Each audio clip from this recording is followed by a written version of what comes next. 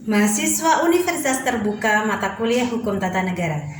Tidak terasa kita sudah sampai pada penghujung sesi, yakni sesi ke-8.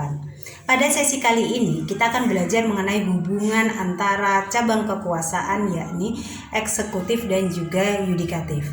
Nah, pada sesi yang lalu kita telah belajar bagaimana hubungan antar cabang kekuasaan ini tidak lepas dari teori separation of power, di mana salah satunya teori ini memisahkan cabang kekuasaan berdasarkan fungsinya, yakni legislatif merupakan pembuat aturan, eksekutif merupakan pelaksana aturan, dan yudikatif adalah lembaga yang berwenang menilai apabila terjadi konflik atau perselisihan dengan aturan yang dibuat oleh lembaga legislatif. Kekuasaan yudikatif merupakan pilar ketiga pada negara modern, di mana negara modern meletakkan kekuasaan yudikatif sebagai cabang kekuasaan yang diorganisir secara tersendiri.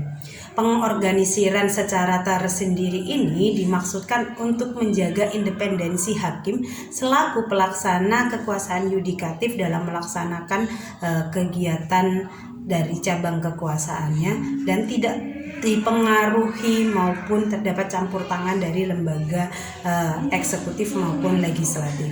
Demikian pula dalam menafsirkan undang-undang dasar maupun undang-undang, meskipun legislatif yang membuat aturan tersebut, namun hakim dalam melaksanakan tugasnya harus bersifat independen, tidak boleh dipengaruhi oleh pendapat maupun kepentingan politik dari perumus undang-undang dasar maupun undang-undang.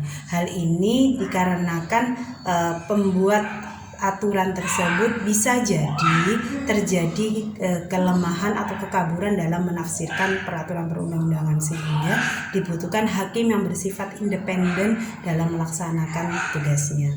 Dalam kegiatan bernegara, hakim harus berada di tengah-tengah dalam menyelesaikan konflik apabila terjadi konflik antar negara dengan warga negara maupun antar warga negara dengan warga negara. Seperti misalkan terdapat kerugian warga negara diakibatkan pelanggaran aturan yang dilakukan oleh warga negara, maka hakim harus bersifat independen, berada di tengah-tengah dan memutuskan yang seadil-adilnya.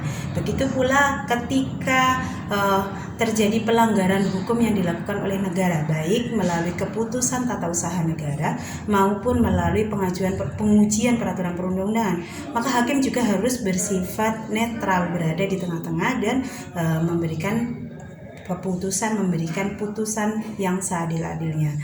Nah, demikian pula ketika terjadi konflik keperdataan antar lembaga negara dengan lembaga negara atau antar warga negara dengan warga negara, maka hakim juga harus bersifat independen dan memberikan putusan yang seadil-adilnya. Untuk itulah penting sekali bahwa cabang kekuasaan yudikatif ini diorganisir secara tersendiri. Nah, ini diatur dalam Undang-Undang Dasar Negara Republik Indonesia pasal 24 ayat 1, di mana kekuasaan kehakiman harus bersifat independen, tidak boleh dipengaruhi oleh lembaga kekuasaan yang lain.